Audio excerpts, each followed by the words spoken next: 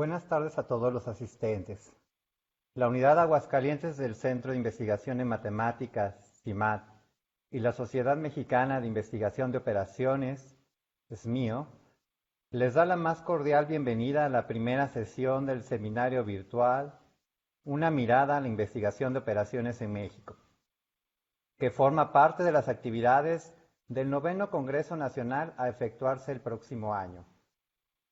El seminario tiene el propósito de difundir la aportación que ha tenido la investigación de operaciones para abordar problemáticas actuales y de interés para la sociedad. Además, se busca promover entre las nuevas generaciones el ánimo por participar en el desarrollo de diferentes áreas del conocimiento que integran a esta disciplina. En esta primera sesión, titulada La investigación de operaciones en los tiempos del COVID-19, tenemos la presentación de 3 trabajos realizados por 3 destacados investigadores del área. Invitamos a todos los asistentes a escribir sus preguntas y comentarios a través del chat de este sistema y estas preguntas y comentarios serán leídos una vez finalizadas las 3 presentaciones. Bueno, sin más, vamos a dar inicio a este seminario y vamos a darle la más cordial bienvenida a nuestra primera investigadora invitada, la doctora María Victoria Chávez Hernández, investigadora adscrita a la Universidad Autónoma de Nuevo León. La doctora Victoria Chávez realizó sus estudios de licenciatura en Ciencias Físico-Matemáticas en la Universidad Michoacana de San Nicolás de Hidalgo. Posteriormente, realizó la maestría en Matemáticas Aplicadas y el doctorado en Matemáticas en la Universidad Autónoma Metropolitana, obteniendo la medalla al mérito en este último grado. Realizó una estancia de investigación en el CIRRELT de la Universidad de Montreal y otro en la FIME de la Universidad Autónoma de Nuevo León. Le interesa la investigación en modelos matemáticos y problemas inversos aplicados a transporte público y la estimación de matrices origen-destino. Actualmente realiza una estancia postdoctoral en la Universidad Autónoma de Nuevo León, colaborando con la doctora Yasmín Ríos y el doctor Roger Ríos. Bienvenida, doctora María Victoria, y cedo el micrófono para poder iniciar con su presentación.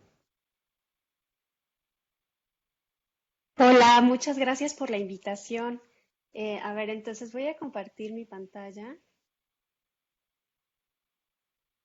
Ahí estoy. Ahí estamos. Voy a apagar un poco mi cámara para no saturar el ancho de banda. ¿De dónde? Bueno, lo dejo así. Ok, entonces yo les voy a platicar el día de hoy acerca de la movilidad en tiempos de COVID-19. Este trabajo es un trabajo bastante extenso y bueno, les voy a platicar solamente los preliminares. Lo estamos haciendo en colaboración con el doctor Kernel Prieto, la doctora Yasmín Ríos, con quienes van a quedar ustedes más tarde, también van a platicar un poco acerca de esto. Además también participan el doctor Roger Ríos y la doctora Joana Romero de la Universidad de Nariño. Entonces voy a comenzar. Ok, voy a hablar un poquito acerca de la motivación de este trabajo. En este problema voy a hablarles acerca de la demanda por transporte, ya que la vamos a usar después. Entonces, primero tengo que definir qué es la demanda por transporte. Luego les voy a hablar de un problema de asignación de tránsito, cómo estimar de manera conjunta, cómo resolver de manera conjunta el problema de demanda y el problema de asignación. Después, cómo podemos incorporar esto a un modelo epidemiológico y les voy a dar un poquito de la bibliografía. Entonces, vamos a considerar una zona urbana con todos los problemas que esto involucra, desde la contaminación, la congestión, tanto en las vialidades como en el transporte público, y actualmente estaríamos hablando de propagación de enfermedades como el COVID-19. Entonces, un especialista en planeación de demanda debe ser capaz de contestar preguntas que ayuden en la toma de decisiones para aprovechar los recursos que se tengan disponibles. El tipo de preguntas que se suelen hacer, por ejemplo, es si se deben de construir nuevas líneas de tránsito o extender las que ya existen, si se deben incorporar más servicios de buses o aumentar la frecuencia de los que ya hay, eh, o incluso si es necesario proveer de mayor vialidad, por ejemplo, autopistas urbanas. Entonces, este tipo de preguntas son las que normalmente nos hacemos y ahora, en estos nuevos tiempos, pues surgen nuevas preguntas, ¿verdad? Entonces, mm, otro tipo de preguntas en el caso de una pandemia es, bueno, ¿se debe implementar medidas de restricción vehicular? Por ejemplo, hacer más restrictivo el hoy no circula. Por ejemplo, en la Ciudad de México ya ven que tenemos hasta el doble hoy no circula, entonces habría que ver qué impacto tiene implementar estas medidas en los tiempos de una pandemia. Lo que generalmente se quiere es disminuir la movilidad, ¿verdad? Entonces, por eso se implementan estas medidas. También deberíamos de ser capaces de contestar qué impacto tiene el cierre de algunas estaciones de tránsito. Entonces, fomentando el trabajo a distancia, por ejemplo, o suspender los trámites y demás actividades no esenciales, o si debemos restringir los horarios en las zonas atractoras de viajes, por ejemplo, los centros comerciales, que se cerró todo, ¿verdad? O las zonas de trabajo, como lo veíamos. Eh, También deberíamos de identificar qué rutas o estaciones es donde se complica mantener el distanciamiento social y al mismo tiempo también ver dónde nos convendría poner estaciones de monitoreo o de pruebas o vacunación o sanitizarlas, ¿no? Entonces, este es el tipo de preguntas que ahora nos interesan resolver, pero para resolverlas nosotros debemos de entender la demanda por transporte, debemos de comprender que esta es una demanda de viajes que se genera a partir de satisfacer una necesidad, la necesidad de ir al trabajo, de ir a la escuela, de ir al hogar o la necesidad de ir a centros de diversión o para hacer compras.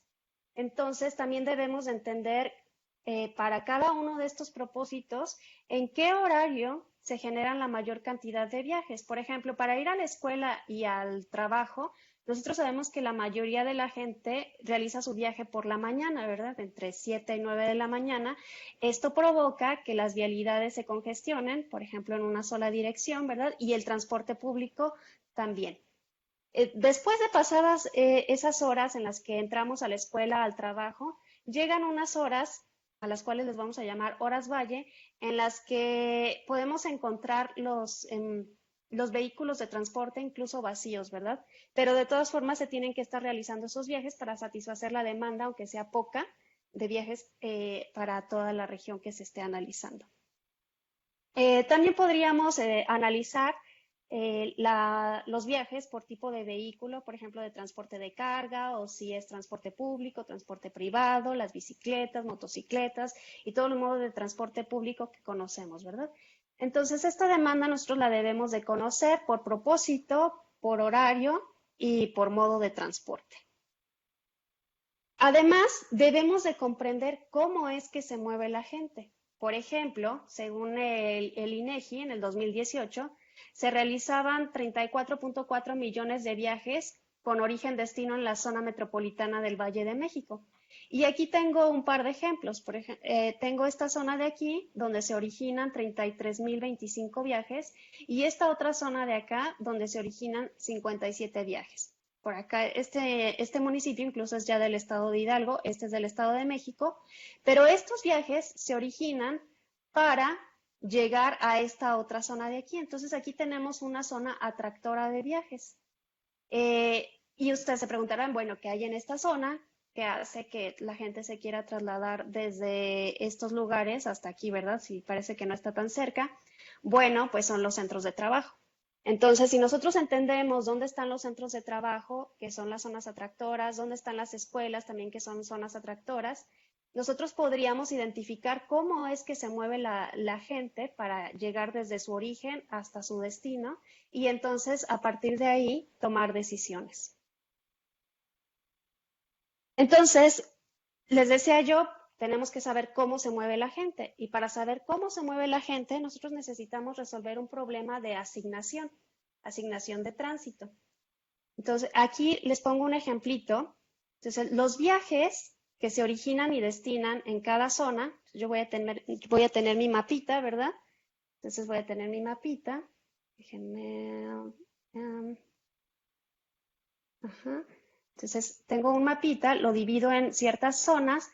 A cada zona la identifico con un índice.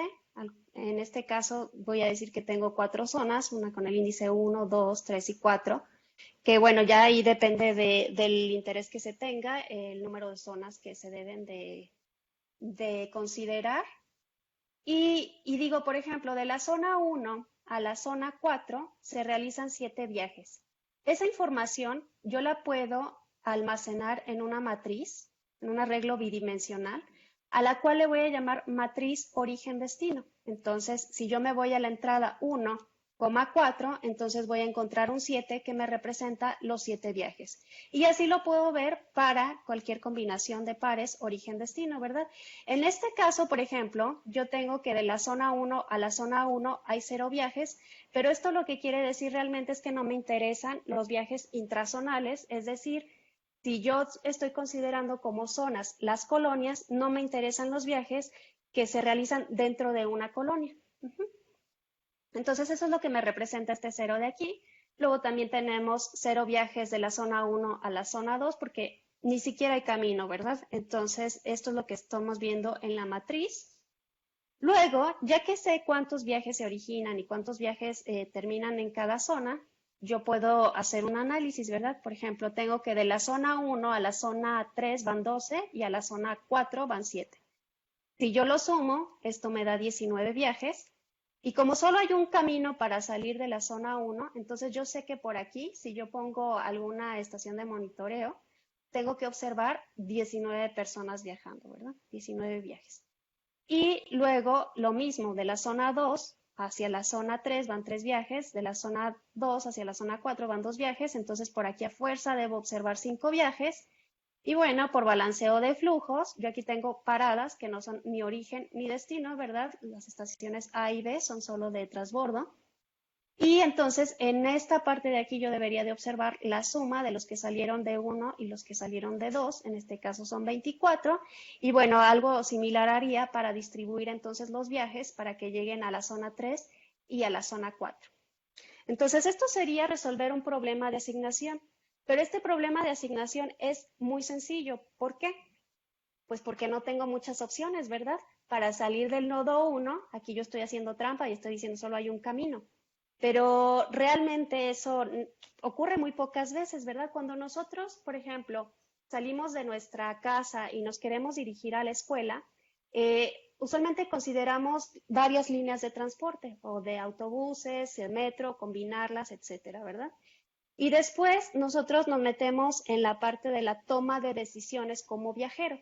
Entonces yo como viajero digo, ok, estoy en mi casa, llego a la parada y entonces de ahí voy a abordar, no sé, la ruta 1, que me ayuda a llegar a la escuela, o la ruta 2, que también me acerca a la escuela y luego me tocaría transbordar, por ejemplo, ¿no? Eso lo podemos ver en una red un poquito más compleja, en este caso de aquí. Fíjense, también tenemos un origen, un destino. Tengo 4 líneas de tránsito, la azul, la verde, la café y la negra, y tengo los tiempos de viaje en cada una de estas redes, de estas líneas de tránsito. Entonces yo como usuario diría, bueno, si yo conozco estos tiempos de viaje, entonces como usuario me pongo a contar, ¿verdad? Digo, bueno, si me voy por la línea azul, entonces por aquí hago 25 minutos, y si me voy por acá, pues voy sumando, ¿verdad? Los tiempos de viaje. Pero además debemos de considerar los tiempos de espera. Entonces, si yo, por ejemplo, estoy en el nodo O y me quiero ir al nodo D, entonces aquí tendría la opción de tomar la línea azul o la línea verde, y dependiendo de qué vehículo pasa primero, si es que yo así lo deseo, yo tendría cierta probabilidad de abordar el vehículo de la línea azul o un vehículo de la línea verde. Entonces, esas probabilidades de abordar una línea u otra las obtenemos al resolver un problema de asignación lineal.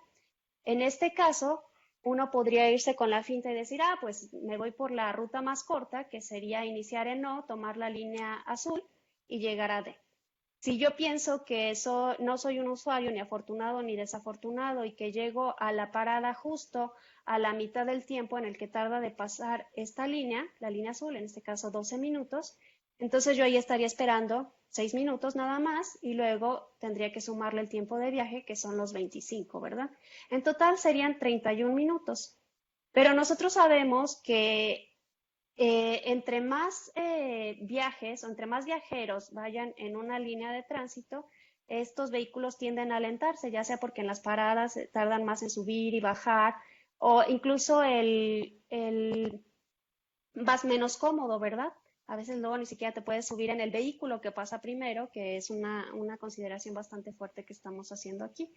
Entonces, lo interesante aquí es, si yo quiero minimizar el tiempo promedio de viaje de todos los usuarios, entonces convendría que la mitad se fueran por la línea azul y la otra mitad se fueran por la línea verde, transbordaran en el nodo B y por aquí se fueran el 42% por la línea negra y el 8% por la línea café. A eso es a lo que nosotros le vamos a llamar una estrategia óptima. Entonces, obtengo algunas probabilidades, ¿verdad? Este B realmente es una probabilidad y si yo calculo ahora el tiempo promedio de viaje, voy a obtener que es de 27.75 minutos. Entonces, este sería mi tiempo mínimo para este caso y es lo que me interesa. Ahora, ese problema se resuelve matemáticamente resolviendo esto, ¿verdad? Es un problema de asignación lineal en el que nos interesa minimizar el tiempo de espera más el tiempo de viaje o el tiempo a bordo, sujeto a algunas restricciones de balanceo de flujos. Entonces, al resolver yo este problema, lo que voy a encontrar son las probabilidades. Para ir del nodo P al nodo Q, utilizar el segmento que une el nodo I y al nodo J va a estar dado por la probabilidad pi. Entonces, aquí tendríamos un ejemplo. Si yo tengo 100 viajes que se originan en O y terminan en D, pues como había dicho que eran 50 y 50, pues entonces por la azul voy a observar 50 viajes, por la verde voy a observar otros 50 viajes y por la negra 42 y por la café 8 viajes. Entonces, como es un problema lineal, yo puedo, y al resolverlo, no va a depender de la demanda, ¿verdad? Las proporciones, las probabilidades no dependen de la demanda. Entonces da lo mismo que yo asigne 100 viajes a que asigne 200 viajes. Las probabilidades o las proporciones van a ser las mismas. Entonces dije mitad y mitad, entonces si ahora tengo 100 viajes, si tengo ahora 200 viajes, entonces por la azul ahora tengo 100 viajes. Y por la verde tengo otros 100 viajes y así voy distribuyendo, ¿verdad? De acuerdo con las proporciones que obtuve del problema de asignación.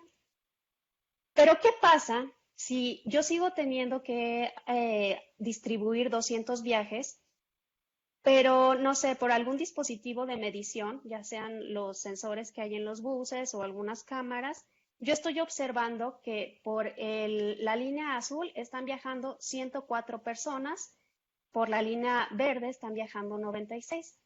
Entonces, esto ya no obedece el 50%, el 50-50 que yo había obtenido del problema de asignación. Y entonces aquí lo que nos tenemos que preguntar es, ¿qué cambió?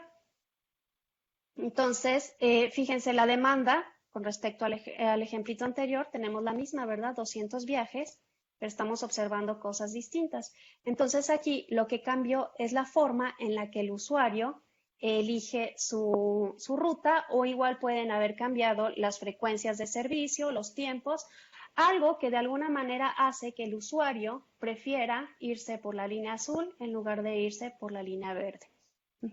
Entonces, aquí tenemos dos problemas, ¿verdad? Tenemos el problema de saber qué fue lo que cambió, si cambió la demanda de pasajeros o si cambió el modelo de elección de ruta.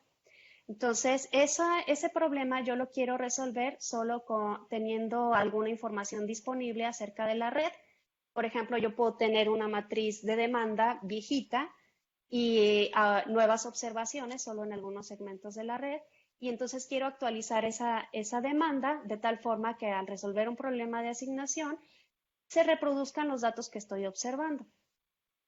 Ese problema lo resolvemos con este conjunto de ecuaciones Entonces, a mi nueva matriz de demanda le voy a poner un déficit y le voy a poner un exceso. Yo quiero que este déficit y este exceso sean pequeños porque quiero que se parezca lo más posible a la demanda que yo tenga de referencia, una viejita, digámosle así. Por acá tenemos, bueno, nuestras restricciones y por acá tenemos también la posibilidad de que las probabilidades que obtuve del modelo de asignación hayan cambiado poquito. ¿Sí? Estoy pensando que no hubo cambios bruscos en la red, ¿verdad? Entonces, este poquito lo representamos con este epsilon. Al resolver nosotros ese problema, bueno, si tuviéramos observaciones, entonces podríamos estimar la demanda, ¿verdad? ¿Qué pasa en los tiempos de COVID? Bueno, las matrices origen-destino suelen calcularse cada 10 años por medio de encuestas que lanza el INEGI. Entonces, la última que lanzó el INEGI, por ejemplo, fue en el 2017 y luego procesar los datos les toma casi un año, liberaron los datos en 2018.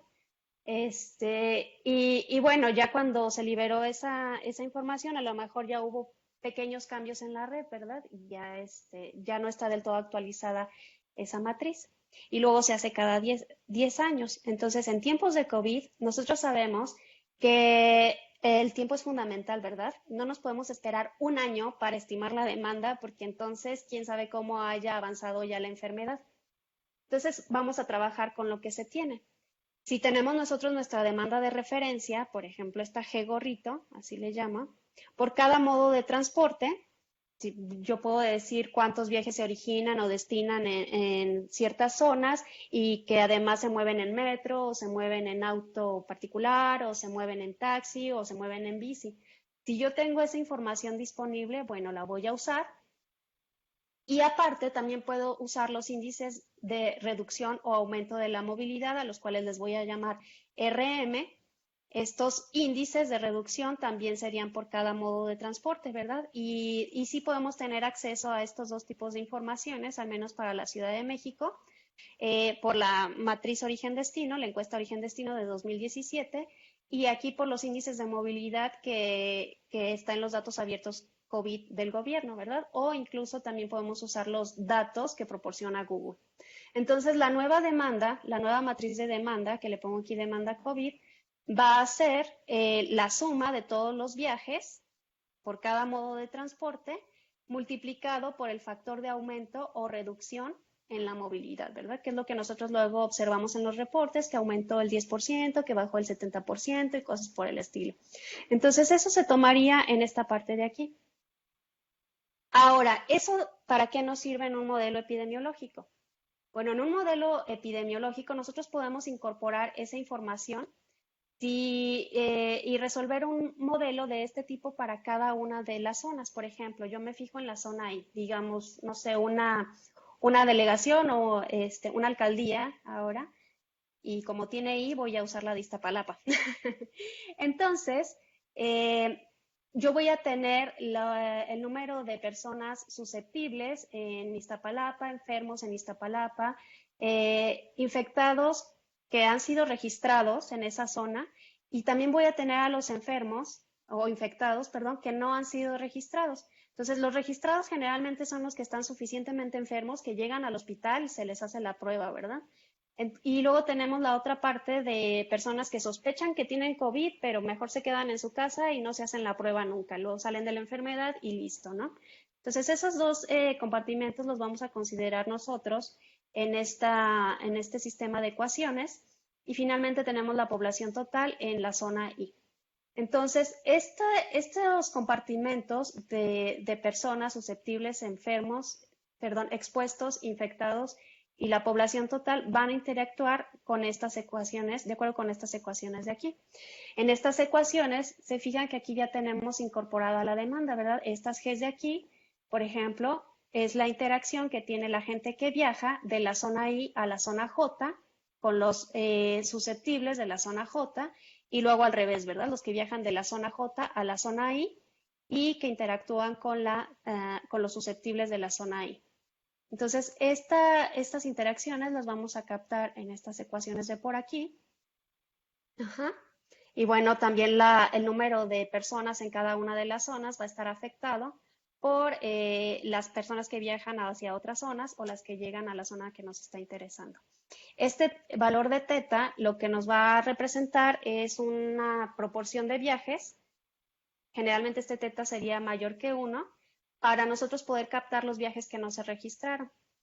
Es un poco complicado sacarlo ahorita, ¿no? No todo el mundo usa el GPS o no todos los movimientos se capturan por medio de cámaras. Entonces, ese teta es lo que nos estaría representando. Y luego tenemos los parámetros que ya son, que están involucrados en cualquier modelo epidemiológico, que es la tasa de transmisión debida a los infectados documentados, que va a estar representada por este beta. Luego tenemos por aquí otro parámetro mu, que es el factor de la reducción de la tasa de transmisión debida a los infectados no documentados.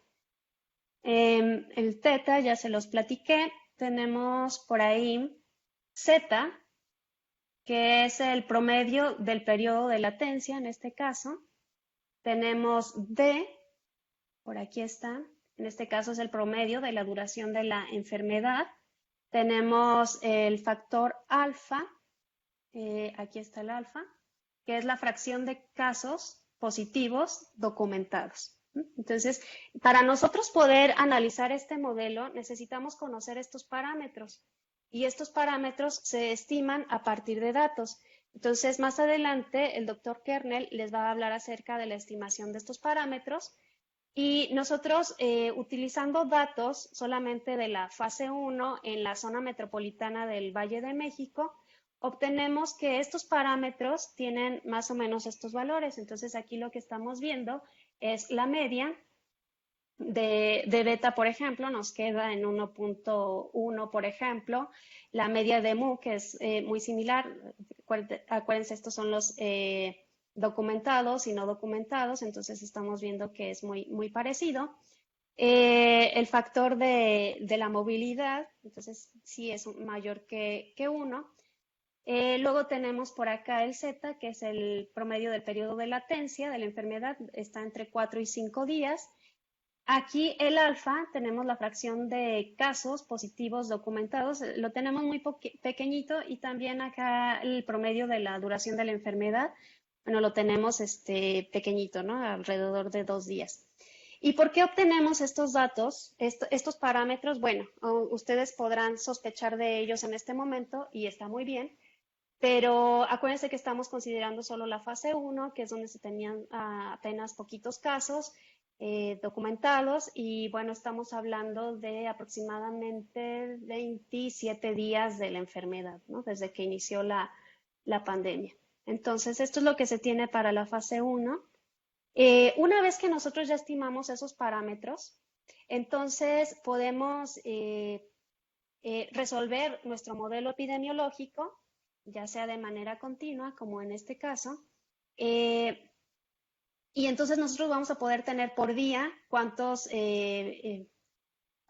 casos de personas enfermas tenemos, ¿verdad? Y podemos comparar con los datos que se registraron. Aquí, por ejemplo, las barras rojitas nos representan los datos, la línea azul nos representa la media que se obtiene al resolver el problema de estimación de parámetros, y bueno, las franjas estas azulitas lo que nos representan son los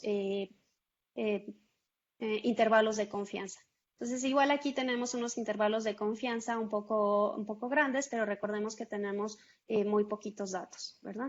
Entonces, esto es lo que a nosotros nos interesaría ver, y después de aquí ya prolongar nuestra estimación para hacer predicciones. Ajá. Entonces, aquí lo que yo tengo son resultados para algunas de las delegaciones o alcaldías de la zona metropolitana del Valle de México, de la Ciudad de México, y algunos municipios del Estado de México. Entonces, seleccionamos estos que eran donde se habían presentado la mayor cantidad de casos y donde además se tenía un mayor índice de movilidad, ¿verdad? Donde se veía que interactuaban más estas zonas. Entonces tenemos aquí para Coajimalpa, para la Gustavo Amadero, para Iztapalapa, que acuérdense que en algún momento se dispararon los casos en Iztapalapa, en la Álvaro Obregón, Luego por acá tenemos la delegación Miguel Hidalgo, donde se ve que hay todavía bastantes casos, ¿verdad? Donde empezó con bastantes casos, pero recordemos que aquí es donde inició la pandemia, al menos en esta zona, en la zona metropolitana, ¿verdad? Entonces nosotros podríamos tener esto para cada una de las zonas de interés y estaríamos viendo cómo interactúa los casos entre cada una de las zonas también, dependiendo de la movilidad. Entonces, de esto les va a hablar Kernel un poco más a fondo en un ratito. Y bueno, cuando nosotros ya tengamos resuelto esta parte, bueno, ya la tenemos resuelta, ¿verdad? De los modelos, la estimación de parámetros y demás. Entonces nosotros podemos cambiar de modelo epidemiológico o de enfoque. Podemos ahora pensar en autómatas celulares, por ejemplo, y a crear una red de contagio ahora. Entonces ahora en la red de contagio, los nodos van a ser los individuos y dos nodos van a estar conectados si los individuos interactuaron en su viaje. Estos arcos van a tener un peso que va a ser el tiempo de interacción. Esos los vamos a obtener resolviendo el problema de asignación, ¿verdad? Con esa red de contagio, nosotros podríamos identificar los vehículos con mayor probabilidad de transportar personas enfermas. También podríamos definir una probabilidad de transmisión de la enfermedad o identificar estaciones de monitoreo donde nos interesaría fortalecer las medidas de sana distancia, por ejemplo. Entonces, como ven, todo está vinculado. Tenemos que agarrar conocimiento de diferentes áreas y combinarlo para poder resolver un problema tan complejo como el que estamos viviendo actualmente. Por aquí les dejo un poquito de la bibliografía, en donde tenemos el estado del arte de la estimación matrices origen-destino, un poco del trabajo que estamos realizando para resolver de manera conjunta el problema de asignación y el de la demanda. Los datos, bueno, sacamos los datos de datos abiertos COVID de este año, que pues, los proporciona el gobierno de la Ciudad de México. Por aquí tenemos algo de la estimación de parámetros, que ahí Kernel Prieto es el experto. También tenemos otros datos de movilidad, ¿verdad? De los que tenemos disponibles de Google, que yo les platicaba.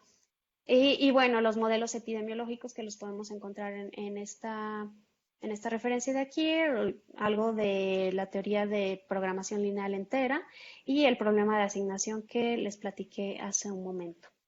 Entonces, por mi parte, eso sería todo y no sé si tengan alguna pregunta o comentario.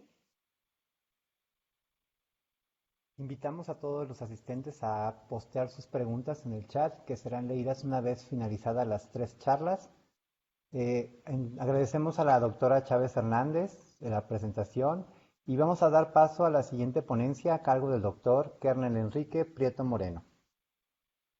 El doctor Prieto es catedrático CONACYT en el Instituto de Matemáticas y Mate, Unidad Cuernavaca, de la Universidad Nacional Autónoma de México. Obtuvo su grado de licenciatura en Física y posteriormente el grado de Maestro en Matemáticas, ambos grados, por la UNAM. El grado de Doctor en Matemáticas lo obtuvo en la Universidad de Manchester, Reino Unido. Realizó una estancia postdoctoral en la Research Institute of Electronic Science de la Universidad de Hokkaido, Japón. Es miembro del Sistema Nacional de Investigadores y sus líneas de investigación giran alrededor de la teoría de problemas inversos, teoría de control óptimo, ecuaciones diferenciales, análisis numérico, cómputo científico y aprendizaje profundo de máquina. Tiene publicaciones en revistas con estricto arbitraje y diversas participaciones en congresos nacionales e internacionales. Demos paso a la ponencia del doctor Prieto Moreno. Si gustas encender la cámara y tu presentación. Hola, ¿qué tal? Hola, Raúl, muchas gracias por la presentación y muchas gracias por la invitación y a Yasmín. Espero que se pueda escuchar más o menos bien la plática porque ahorita me encuentro en el trabajo y están remodelando el edificio y la verdad es de que hay mucho ruido. Ahorita específicamente no, pero hace un par de minutos había mucho ruido. Entonces, bueno, es una disculpa por eso, ¿no? Y bueno, Voy a compartir mi pantalla y...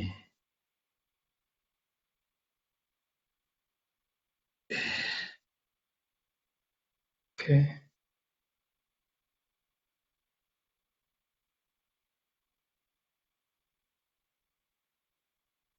Bueno, yo les voy a hablar específicamente de la predicción del tipo de paciente y mortalidad hospitalaria para pacientes diagnosticados con COVID-19 usando aprendizaje de máquina. Y bueno, ¿cuáles son más o menos los objetivos? ¿Cuáles fueron los objetivos en un inicio de parte de todo un proyecto que estamos investigando? La doctora Victoria, Yasmín y un servidor. Entonces, bueno, es desarrollar clasificadores para el tipo de paciente, tipo de cuidados del paciente una vez hospitalizado y riesgo de mortalidad en pacientes y riesgos de mortalidad en pacientes con coronavirus usando variables de comorbilidad, demográficas también, y todo esto basado en Machine Learning. También se hace a la par, ahí voy a presentar algo que se conoce como análisis de sensibilidad, y con una nueva técnica. Ya que se quedó congelado, espérenme, máquina.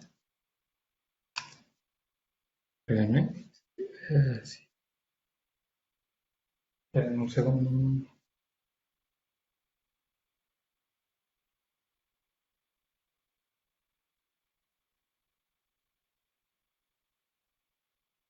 Ahí está. Ya, creo que... no.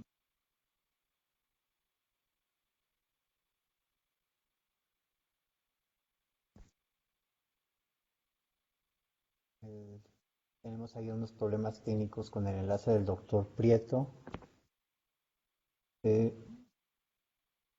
Yo creo que mientras damos chance de que... Ahí está, ya se volvió a conectar. Entonces vamos a Ya tuvieran... esperar a que... perdón. ¿Internet? No, nada, estaba que ya te gustes conectar. Entonces, si gustas compartirnos otra vez la pantalla. Bien, sí. Ok.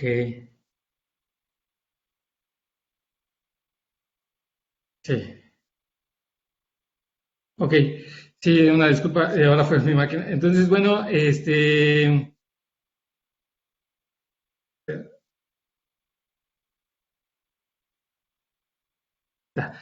y entonces, bueno, básicamente esos son los dos objetivos de esta charla, y más o menos cómo se vislumbró, es un clasificador que lo que se quiere es más o menos que tú fueras, o sea, que una vez que ya tuvieras el diagnóstico con COVID-19, que casi tú llegaras con tu expediente médico y una maquinita te dijera varios posibles resultados, con probabilidades, ¿no? Numeritos entre 0 y 1, qué es lo recomendable, qué es lo que te puede pasar.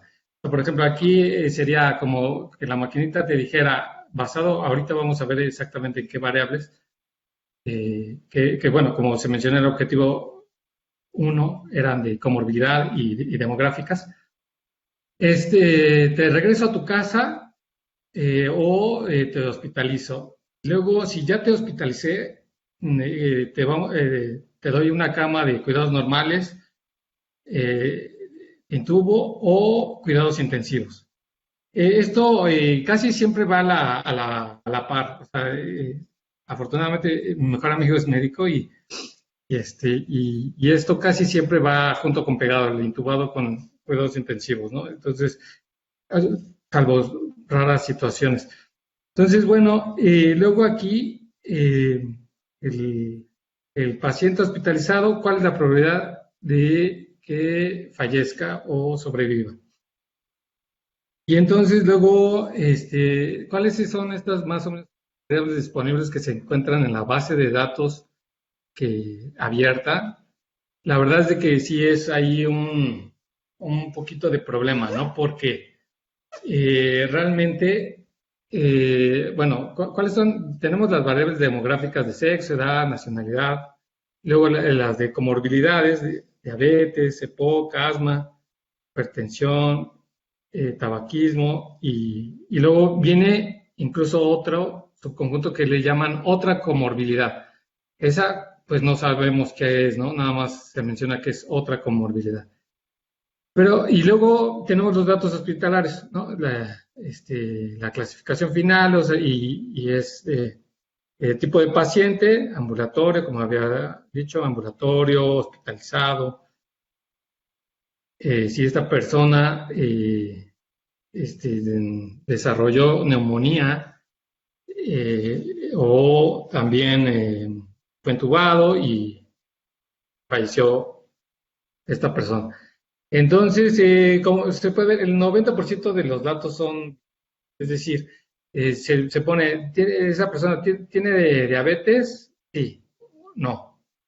Pero no te dice, por ejemplo, qué tipo de diabetes tiene, qué parte del cuerpo ha sido severamente dañada por la diabetes. Entonces, o sea, bueno, toda esa información sería muy útil. Como también, por ejemplo, serían los síntomas, ¿no? O sea, aquí, los signos vitales, por ejemplo, saturación de oxígeno. Ahora ya mucha gente fue a comprar, ¿no? El oxipulsómetro. La verdad que es incluso no solamente, ahorita ya es muy famoso, ¿no? Pero en una operación salva vidas, ¿no? O sea, cuando te ponen anestesia, pues te está poniendo este aparatito, básicamente, ¿no? Entonces, y bueno, pues temperatura, pulso, presión cardíaca, todo eso no hay, o sea, no hay variables continuas, ¿no? Síntomas tampoco, o sea, yo me acuerdo que hace tiempo veía una base de datos de Colombia muy pequeñita y bueno, y sí se mencionaban ahí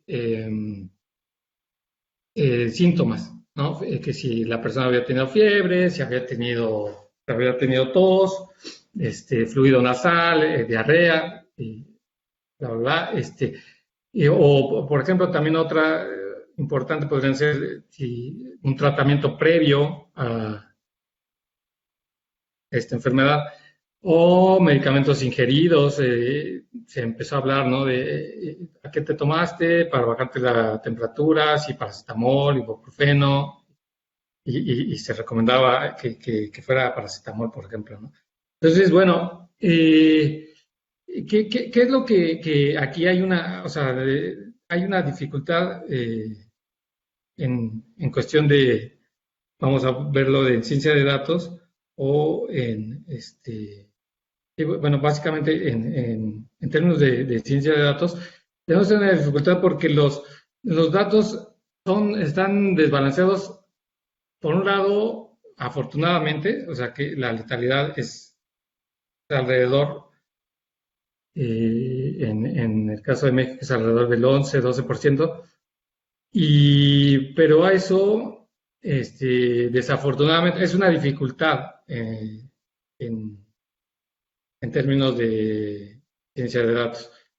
¿Qué le llamamos una base de unos datos desbalanceados que sean más allá del 20-80? O sea, tener 19-81% ya sería una base de datos desbalanceada, ¿no? O si fuera más allá de binarias, si fuera de más clases, multiclases, pues que tuvieras muchos más ejemplos de una clase. Y eso luego lo hemos visto, ¿no? Por ejemplo, cuando ven cursos de Machine Learning o Deep Learning, así que hay más ejemplos de una cierta prenda, por ejemplo, en particular, la famosa de esta de Eminis de prendas, ¿no? Y bueno, entonces aquí para remediar, yo, bueno, sí, sugerí en su momento, hace tiempo, dos técnicas, que una es la de Naive Bayes, en específico el Multivariate Bernoulli, y incluso, bueno, ahorita sí lo vamos a ver rápido, y la otra es una paquetería que incluso, pues, o sea, tienes que tener, por ejemplo, Scikit-learn, ¿no? Instalado, y esta de Imbalance Learn se llama SMOTE, Synthetic Minority Oversample Technique, y esta tercera que la vi hace poco, de que alguien, Blanca Vázquez, la doctora Blanca Vázquez de México, que abordó un problema, lo de la mortalidad, así como yo. Y entonces, bueno, esta también ya es de la misma paquetería Imbalance Learn, ClassWeight. Y bueno, más o menos o sea, hay dos formas de verlo. Ahorita vamos a ver que hay una forma, digamos, todavía más moderna, de ver esto de covarianza, una matriz de covarianza, o ver las correlaciones que hay entre las diferentes variables. Lo digo esto todo porque sí voy a hablar un poquito de alguna manera técnica. Cuando no, pues ahora sí que los que no sean más o menos en este ámbito, lo que pasa es que hay compañeros, me mandaron mensaje, varios que hacen cosas de ciencia de datos, entonces voy a dar ese tipo de nombres, ¿no? Y bueno, ¿y qué es aquí? Aquí lo que vemos es que básicamente, o sea, yo si lo que quiero es predecir el tipo de paciente, pues veo que la hipertensión y la diabetes son las que juegan un papel importante, las demás no. O sea, es decir, aquí veo un punto 37, pero es que es de la diabetes con la hipertensión. O sea, la gente que tiene diabetes tiene ambas, ¿no? O sea, diabetes e hipertensión. Entonces, eso es lo que me está diciendo. Pero, o sea, aquí es fijarse, porque voy a mostrar otra más de estas, es fijarse en el último renglón. Entonces, esto, lo que nos dice, por ejemplo, obesidad, pues, o sea, es casi nulo, y tabaquismo también, que es la cuarta comorbilidad más importante, es casi nulo, ¿no? Entonces, luego, bueno, ahí están los datos numéricos, que esos eran del 6 de agosto. Y entonces, bueno, esto también es del 6 de agosto. Ahí como ven, esta sí no no entraría propiamente en datos desbalanceados, ¿no? Ahí tenemos 73-26, pero digamos que las otras son las que nos interesaría más, ¿no? La de mortalidad, o la de si necesita cuidados intensivos. Y esta, bueno, aún así, si uno va y practica cualquier modelo predictor, o sea, una regresión logística, un random forest,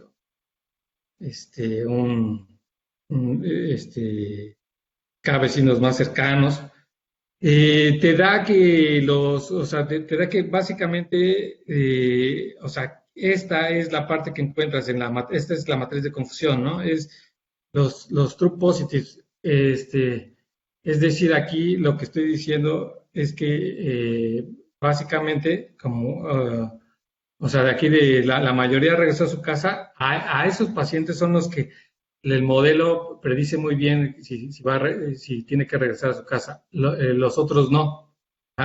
O sea, el hospitalizado no. Es nada más, o sea, ya más adelante enseñaré los resultados ya usando estas tres técnicas. Aquí, que acabo de mencionar, ¿no? diapositiva, hace dos diapositivas. Entonces aquí, por ejemplo, en la de sobrevivencia, pues también vemos que las que juegan un papel importante es la hipertensión y la diabetes. Y ahí sí vemos, ¿no?, que está desbalanceada, o sea, lo que más o menos les comentaba, más o menos es la letalidad, o sea, del 10, 11%, ha barrido hasta a veces 12%, ha llegado a tener. Y eso es lo que tenemos, así nada más aplicando un modelo así, sin tratar sin haber resuelto ese problema del desbalance de los datos. Y luego, bueno, aquí sí puedes empezar a decir, bueno, a ver, tengo unos datos desbalanceados. Una manera también de lidiar con esto, pues sería introducir otra variable. O sea, que al principio habías vislumbrado nada más comorbilidad, pero te topas con ese problema de desbalance de datos, puede ser que digas, bueno, a ver, y si meto la edad, ¿qué pasaría? Y bueno, como vemos, la edad también, de hecho, la edad juega un papel más importante que estas enfermedades crónicas, hipertensión y diabetes, y entonces, y ahí también encontrarías que, creo que ya no lo estoy presentando, aquí encontrarías en la gráfica de pastel que aumentaría, es decir, no sería tan desbalanceada tu base de datos. Entonces, aquí esta es la diapositiva matemática de Carla. Esta es la que, pues parece ser que, la verdad es de que, en mi opinión, es una manera, pues, clara para mí y que no es tan como caja negra, ¿no? Como estas paqueterías de imbalance learn, ¿no? De repente, bueno, sí tienen ahí argumentos, pero pues ahora sí que uno no creó toda esa paquetería, entonces sí es un tanto caja negra, entonces habría que ver qué es lo que está haciendo, ¿no? Desde adentro. Y aquí, pues básicamente uno puede crear su método Bayes ingenuo, y, o sea, realmente no es muy complicado de programar y de entender. Finalmente es la fórmula de Bayes, y aquí precisamente, o sea, el Naive Bayes Multivariate Bernoulli, originalmente fue creado y usado como un filtro anti-spam en los emails, y fue, o sea, fue de los mejores, ¿no? Básicamente lo que decía, bueno, a ver, encuentras una palabra, lotería, ganaste, Viagra, cosas así, y entonces ahí era donde o sea, eran estas características, ¿no? Aquí vamos a verlo más o menos en este caso. ¿Qué sería? Entonces yo tengo una persona que de X1 a XM que tiene que posiblemente podría tener estas enfermedades crónicas de la 1 a la M, donde todos estos X1 hasta XM toman valores binarios. Es decir, por ejemplo, X1 podría ser diabetes y ¿tiene o no tiene diabetes? No, pues no. Ok, 0, ¿no? Y la última, ¿tiene o no tiene EPOC? No, pues no, 0 también. Y así, ¿no? Y luego la regla de decisión de Bayes estaría basada en la probabilidad de que este vector pertenezca a la clase C. Esa clase C, pues la puedes llamar, en nuestro caso, de mortalidad o supervivencia, ¿no? Como lo llames, ¿no? O sea, digamos que C sería, vivió, C sub H vive, C sub S hay un deceso, ¿no? Entonces, luego, aquí Entonces, es la probabilidad de que esté en C es la probabilidad de la clase en C, la probabilidad de que X esté en C por la probabilidad entre la probabilidad de X. Esto, lo padre es de que se traduce, esta fórmula se traduce en que esto sea mayor a un cierto umbral. Y ese umbral, o sea, en general, pues está como 0.5. En este caso, si son dos clases. Pero tú puedes manipularla, esta delta, y para decir, sabes que quiero más eh, true, true negatives, ¿no? Por ejemplo, ¿no? Entonces, ahí es la que tú manipulas. Que yo, por ejemplo, en la fecha ya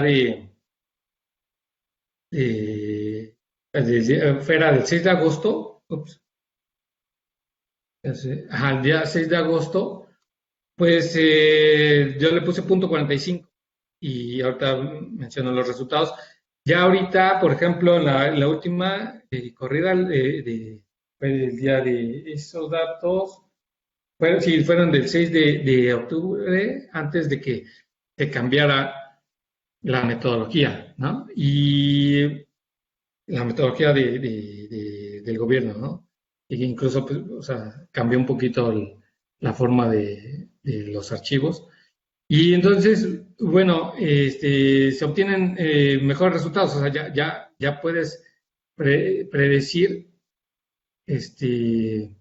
a los que se van a morir. Antes no podías predecir básicamente a los que sobrevivían. Y ya con esa manipulación de esa delta, puedes obtener esto que es fundamental, ¿no? Aquí, o sea, obtener, o sea, perfecto sería que este fuera un valor mucho más grande, ¿no? Por ejemplo. Pero entonces aquí obviamente que sí se genera los que se llaman tipo error 1 y tipo error 2, ¿no? Los falsos, ¿no? Falsos positivos, falsos negativos. Entonces, bueno, no puedes escaparte de ellos en ninguna de las técnicas. Hoy estoy mencionando el día de hoy, hasta donde sé, no solo Blanca Vázquez, sino otros autores, no te escapas de que crezcan errores tipo 1 y tipo 2. Entonces, bueno, ahí, por ejemplo, esa es la de, ya no se actualizó, o sea, está mal ahí la caption, es del 6 de octubre.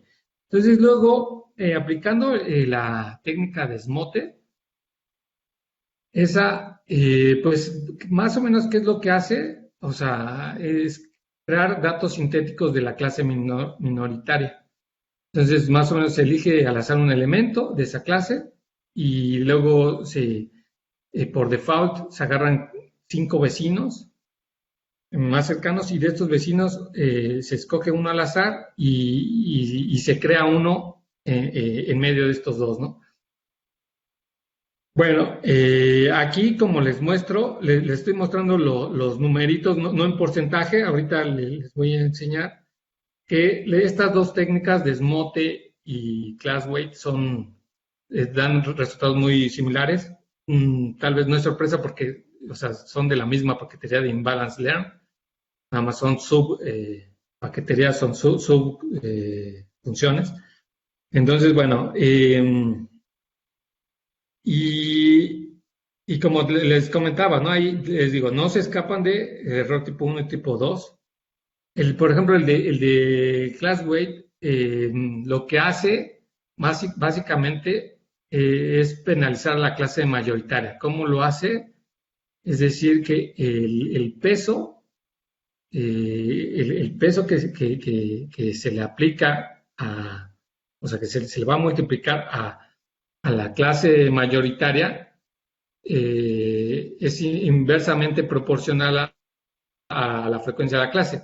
Entonces, es decir, se multiplica a la clase mayoritaria se multiplica por un número pequeño y entonces ahí es como se balancea. Los argumentos, sí, aquí los argumentos para esmote, pues básicamente lo que puedes cambiar son los vecinos. La verdad, yo cambié hacia 5 a 10 y a 15 y no, o sea, no vi grandes diferencias. Y aquí, pues no, o sea, bueno, esta que es la nueva que conozco, nada más ahí le pones balance, ¿no? Y ya, pero no le rasqué tanto de si existe otro argumento ahí. Y bueno, esto ya es en porcentaje, como ven, o sea, incluso se obtiene un menor porcentaje que Naive Bayes, ¿no? Ok, aunque se obtiene también un menor porcentaje de tipo 1 y tipo 2, ¿no? Ahí es, bueno, una o la otra, ¿no? Y bueno, aquí les voy a enseñar lo que viene ya a continuación, que ya para casi terminar, es con un... bueno, sí, y quiero mencionar que también sí se mejoran estos resultados con el método que creo que hasta hoy por hoy es el más potente, que es el Extreme Gradient Boosting, se conoce como XGBoost. Bueno, sí se obtienen, sí mejora el resultado, pero, o sea, vamos, no evitas, o sea, ese por default no evitas el problema del desbalance de los datos. Entonces, bueno, aquí voy a mencionar que también se usó, esto no lo escribí, nada más escribí las siglas, es SHAP, o sea, es Shapley Additive Explanations, y ese, ahora sí que, como comenté al principio de la clase, ¿no? Al principio de la charla, que, bueno, hay algunos compañeros, ¿no?, de ciencia de datos, y pues ahí la verdad es de que está padre porque te dice qué variables, básicamente es como un análisis de sensibilidad, en este caso, por ejemplo, con respecto a la mortalidad. ¿Cuáles son las variables más importantes? Ahí te dice que es la neumonía. Acuérdense, neumonía estrictamente no es comorbilidad, o sea, neumonía, o sea, bueno, sí puede ser una enfermedad crónica, pero es raro el caso. O sea, lo que se reporta en la base de datos, hasta donde yo entiendo con médicos, es que te dio neumonía, o sea, primero te dio el virus te contagiaste del virus de COVID y luego se generó una neumonía. Entonces, bueno, ok, si tienes neumonía, eso sí, drásticamente, o sea, la probabilidad de que fallezca la persona es muy alta, eso básicamente es lo que dice. Luego la edad sería, lo vamos a ver hasta un poquito en la siguiente gráfica. Entonces, la edad, el sexo, sí se ha visto un tanto, se ha visto la diferencia, ¿no? De hombres y mujeres, hombres han fallecido más. Y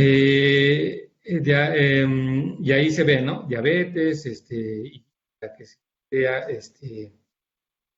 hipertensión, obesidad, bueno, se me olvidó un poco la gráfica.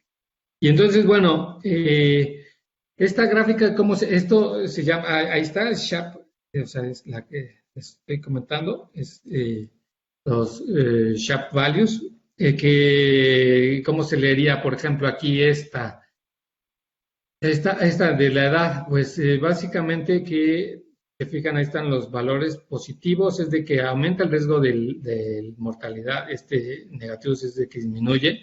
Entonces aquí te diría que a mayor edad, mayor riesgo de que la persona fallezca una vez que tiene COVID. Y aquí, pues, los demás datos se ven, como se alcanza a ver, están partidos porque, o sea, bueno, aquí se graficó, está encimada la de las barras.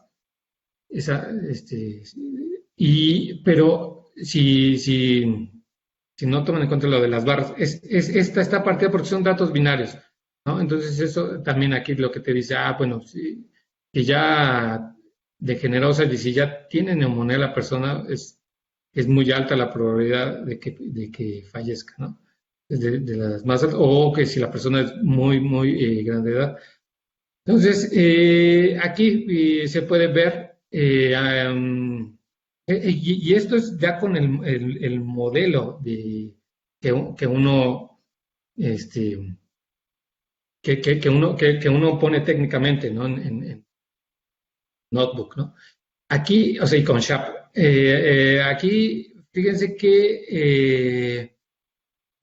¿cómo se le diría? Aquí si trazaran una línea imaginaria en cero, pues lo que te diría es de que las personas, básicamente hasta como 50 vamos a ponerle 52 años, tuvieran o no tuvieran hipertensión, su valor, su riesgo es bajo, ¿no? O sea, no, su riesgo de fatalidad, su riesgo de mortalidad. En cambio, aquí donde se puede ver más o menos este punto, ahí es donde, o sea, que es donde intersecta con esta línea imaginaria del cero, pues toda esta diría, sí, entre más edad, si tienes hipertensión, entonces aumenta el riesgo, ¿no? Aun cuando no tengas incluso hipertensión, aumenta bastante el riesgo, ¿no?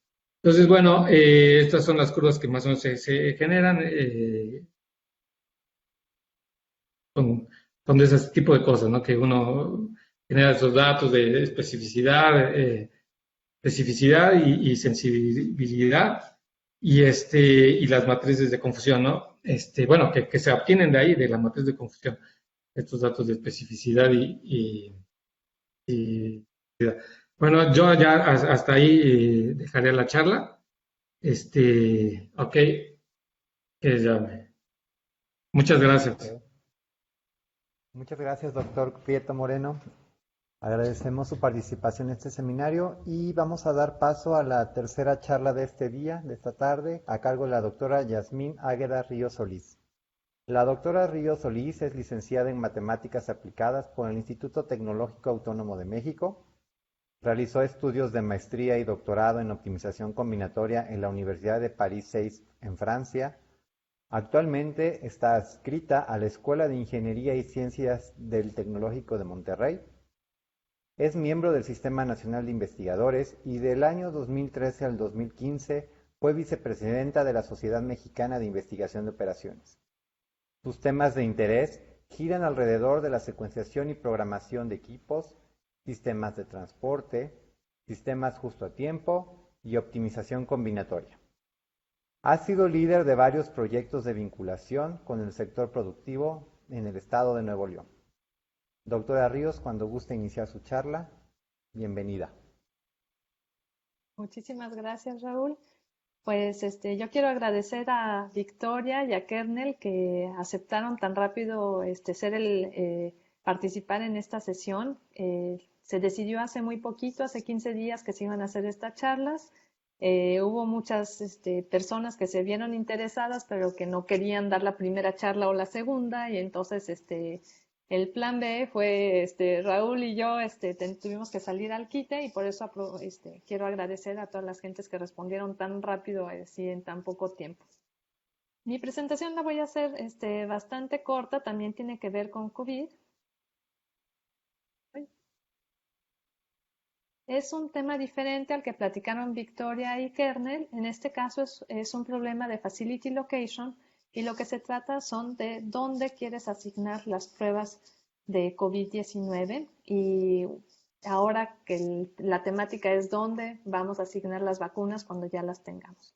Este es un trabajo que estoy realizando con Salvador Vicencio, y de hecho son muchos de sus slides y sus resultados. Bueno, entonces el Maximal Covering Facility Location Problem, lo que se trata es, tengo varios hospitales, la voy a poner ya en hospitales en COVID, ¿verdad? Tengo varios hospitales que tienen que cubrir varios municipios. Lo que queremos es que pues, se cubran el mayor número de gentes, ¿verdad? De municipios. y sobre todo, pues el mayor número de gente que está contagiado o que puede estar en riesgo, ¿verdad? El problema es que no tengo suficientes tests y no voy a tener tampoco suficientes vacunas, ¿verdad? Como todo en México y como estamos acostumbrados en investigación de operaciones, pues tengo muy escasos recursos. Entonces hay hospitales que pues podrán atender, pero no hay test. Y esto, bueno, ya se ha visto bastante. Entonces yo tengo que decidir es dónde voy a poner, dónde voy a distribuir los test de COVID-19 de tal manera que cubran la mayor parte de la población. Aquí en México lo que se ha visto es que los ponen en las ciudades, pero hay municipios que son muy pobres. Hay datos, ¿verdad?, que dicen que el 70% de las defunciones es gente de muy bajos recursos. Entonces, bueno, si quieres hacer algo, hay que atender a la gente de bajos recursos y claro que aparte estén contaminados o que haya habido casos en su municipio. Entonces, lo que quiero son esas ambas, ¿no? ¿Dónde distribuir mis test de tal manera que cubran a la mayor parte de gente y de bajos recursos? Lo que hicimos, bueno, fue a partir de un problema de facility location, en este caso el de Ibarra Rojas, Osuna y López Piñón, y bueno, hicimos adaptaciones para el caso COVID y bueno, introducir los datos y todo eso es lo que les voy a platicar sin meterme tanto en los detalles. ¿Por qué agarramos este problema? Pues porque lo que tenemos es que un hospital cubre una zona, ¿verdad? Si se pone un hospital junto a tu casa, pues estás cubierto por ese hospital.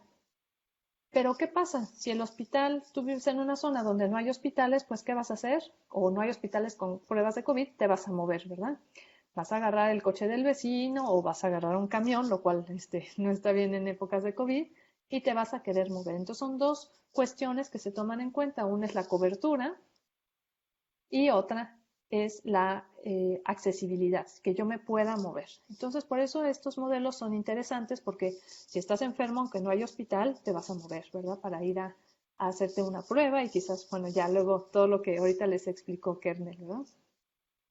Entonces, hay un radio de cobertura, el hospital cubre alrededor del hospital y la gente se puede mover hacia un hospital o varios hospitales, ¿ok?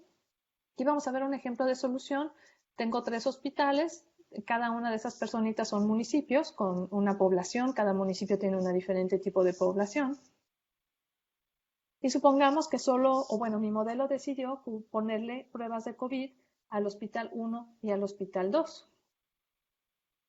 ¿Qué me pasa? Que la personita con el número 3 está cubierta, digamos, no porque le esté cerquita al hospital, pero porque se puede mover.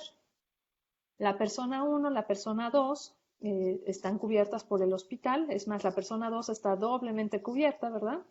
Pero la persona 5 ya no alcanzó, su hospital más cercano es el 3, no hay pruebas de COVID y ya su radio de cobertura no llega hasta el hospital 2. Entonces, esa persona pues ya quedó descubierta y ojalá y no sea gente de bajos recursos, ¿verdad? Un rico agarra un helicóptero y se mueve, nosotros quizás un carro sí podemos alcanzar, ¿verdad? Pero hay gente que tiene muy bajos recursos en México que pues ya los estamos exponiendo mucho al no ponerles pruebas de COVID cerca. Bueno, y entonces lo que tenemos pues es un montón de hospitales que son potenciales, ¿verdad? En Facility Location son instalaciones que puede ser usada. Y lo que voy a tener que calcular es un indicador, el de cobertura, de si este hospital tiene pruebas de COVID y me cubre, ¿verdad? Aquí es la cobertura por el área de diferentes hospitales que sí tienen pruebas de COVID. Y si tengo accesibilidad, quiere decir que si la persona, ok, no tiene un hospital cerquita, pero se puede mover a un hospital cerquita. Si me tengo que mover 1000 kilómetros, ya no está tan cerquita, ¿verdad? Si son 1 hora de trayecto, sí, ¿verdad? Además de esos problemas de Facility Location, tienen lo que se llama oportunidades. En este caso, la oportunidad lo pusimos para la gente que no está cubierta por un hospital.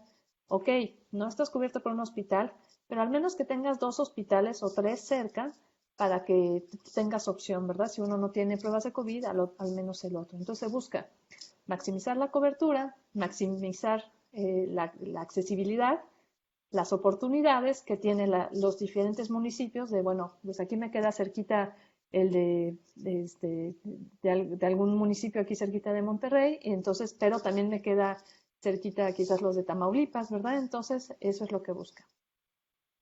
Clásicamente lo que busco es minimizar las distancias, ¿verdad? Ahí están las distancias. Es el costo de viaje para que viajen de un punto a la instalación, bueno, del hospital, del municipio a su hospital, ¿verdad? Ok.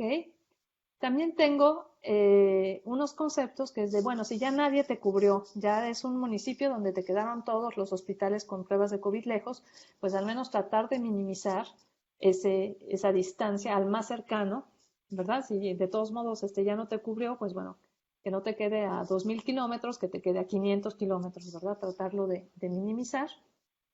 Y también se utilizan cosas de desagregación espacial, esos les damos mucho menos ponderación porque pues no queremos que se agrupen los hospitales, tratamos de que estén dispersos en toda la República Mexicana. Por supuesto, pues mis variables es si mi instalación es usada, si mi punto de demanda, que son mis municipios, está cubierto, y si el punto de demanda J no está cubierto por I, entonces cuál es la instalación más cercana, ¿verdad? Y con estas variables voy a hacer mi modelo matemático. Mi función objetivo es una función objetivo bien grandote, bien pesada, que utiliza el índice de pobreza, que lo saco de los datos del INEGI, del Coneval. El Coneval tiene un índice de pobreza muy bien estructurado, que aparte de que me dice si es pobre o no, el municipio, me dice qué tan pobre es. En este caso solo utilicé la variable binaria, ¿verdad? Sí o no es pobre, pero puede decir a mucho grado de detalle. Los datos de gobierno, la cantidad de gente con COVID en ese municipio, la cantidad de gente por punto, bueno, cuántas personas hay en ese municipio, ¿no? No es lo mismo un municipio con 100 personas a un municipio con 1.000.000 de personas. Entonces, bueno, actualmente esta función objetivo todavía la hemos modificado y agregado bastantes datos más. Esta es una versión preliminar. Y lo que tenemos son pesos. Esos Ws que tienen ahí son pesos que le estoy dando mucha importancia a la cobertura, que es el primer término ahí, a la accesibilidad, que es el YJ, ¿verdad? El W para los siguientes términos. El K es, como les decía, la pobreza, el P pues es la gente, ¿verdad? Entonces esta función objetivo la puedes tú modificar, te tiene que dar realmente, pues es la que te dice si lo vas a cubrir o no, entonces esta es la que estamos trabajándola para que tenga, pues en nuestro modelo pues mucho más fiable. Luego vienen toda la serie de restricciones, ¿verdad? Cuando se prenden, que solo tengo N instalaciones. ¿Cómo sacamos esas N instalaciones? No hay datos, ¿verdad? No hay datos, solo hay cosas periodísticas, datos periodísticos. Entonces, por ejemplo, en Nuevo León en algún momento se dijo que el gobierno mandó 20.000 pruebas. También se dice que un hospital, o sea, no le dan 3 pruebas, ¿verdad? Si le dan 5.000 pruebas al hospital. Y entonces quiere decir, de los 10 hospitales que hay en la zona de Monterrey, o bueno, de hecho en todo Nuevo León, pues solo podía haber 4 hospitales con pruebas COVID. Entonces, ahí más o menos hicimos nuestras estimaciones y les digo, esto no son datos, no es una tabla, ¿verdad? Que saques así como los datos de COVID, pues lo tienes que estar ahí un poco adivinando. Y luego, bueno, pues ya vienen las variables, ¿verdad? Cómo están relacionadas. Si el hospital tiene pruebas de COVID, entonces puede cubrir a los municipios, pueden tener acceso, y etcétera, ¿verdad? Me voy a ir un poquito más rápido en esta parte para ya no hacer la charla más larga. Aquí estoy definiendo, ¿verdad? Antes definí todas las variables, como no, si se activan o no. Aquí estoy definiendo la accesibilidad, estoy definiendo los tiempos o las distancias, ¿verdad? Estoy definiendo si tengo opciones, cómo calculo el número de opciones. Ahí está, ¿verdad? O son las opciones y bueno, mi parámetro de desagregación espacial. Ya para irme a los resultados, la instancia de todo México tiene 638 hospitales, pero solo 541 son COVID. He de decir que aquí Salvador Vicencio se hecho un trabajo muy grande porque no hay una lista así de hospitales COVID, ni siquiera en la Ciudad de México. Entonces, a mano hay que estar sacando todos los datos y eso es sumamente pesado, los datos, la altitud y longitud del hospital, bueno, todo un trabajal. Bueno, también están los datos de INEGI, como les dije, están los datos de la página oficial del COVID. Y están, bueno, los índices de pobreza del CONEVAL. Entonces, la instancia grandota, o sea, México, no se puede resolver con este modelo matemático que les acabo de mostrar y tampoco es como el gobierno lo tiene centralizado las pruebas de COVID, entonces es como natural hacer instancias por estado, entonces porque a cada estado le mandan pruebas de COVID, ¿verdad? Entonces no estamos resolviendo el problema grandote que es como debería de ser, ¿verdad? Pero resolvemos el problema por estado. Y bueno, también podemos resolver el problema por zona económica. Son 4 zonas en México que se tienen y eso sí lo puede resolver el modelo matemático.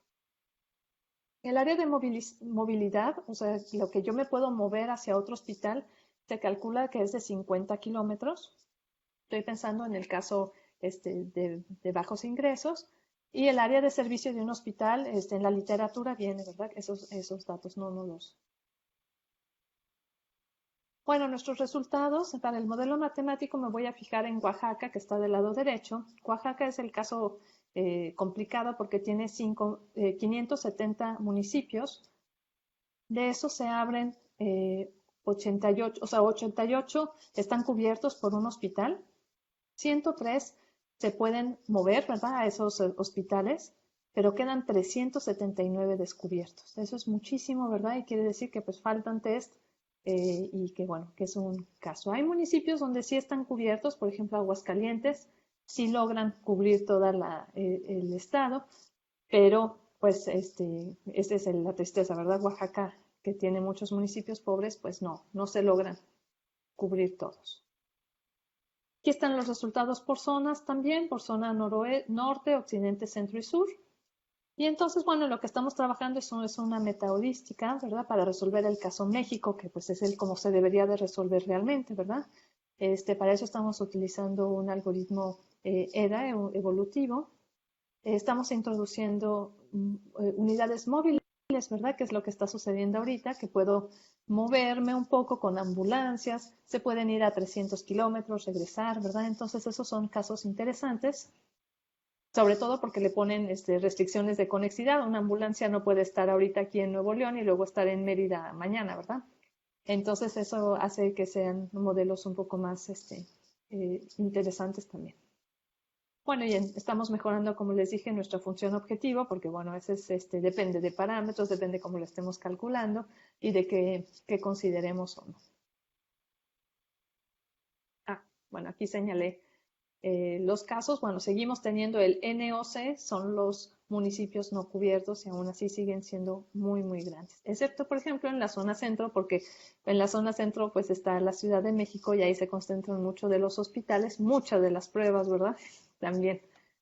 ¿Ok? Bueno, lo interesante de este proyecto también y que quiero compartir con la comunidad de investigación de operaciones es que fue un proyecto patrocinado por la universidad o en colaboración con la Universidad de Edimburgo y la Universidad de Edimburgo paga, ¿verdad?, como el proyecto a una empresa de software para que tus algoritmos queden plasmados en algo. Entonces, esta empresa de software lo que hizo fue poner en visual, ¿verdad?, nuestros resultados. Aquí estoy con la empresa, por ejemplo, voy a poner aquí, se van actualizando, ¿verdad? La empresa ya de software actualiza el número de muertes y todo. Y por ejemplo, aquí vemos que el caso de Durango, pues es un caso grave. Porque se cortó la transmisión.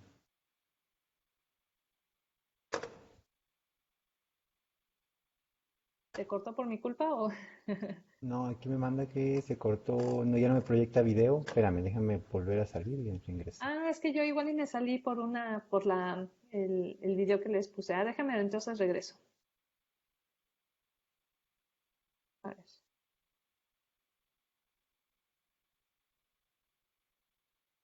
ver. A ver, igual ya me veo o no. No, se cortó la transmisión de Face. Ajá, por el Blue Jeans sí te ves ya. Ok, Funciona bien. sí. Sí, es la Ajá. de YouTube. Sí, déjame, desconecto y vuelvo a conectar a ver si podemos volver a enlazar.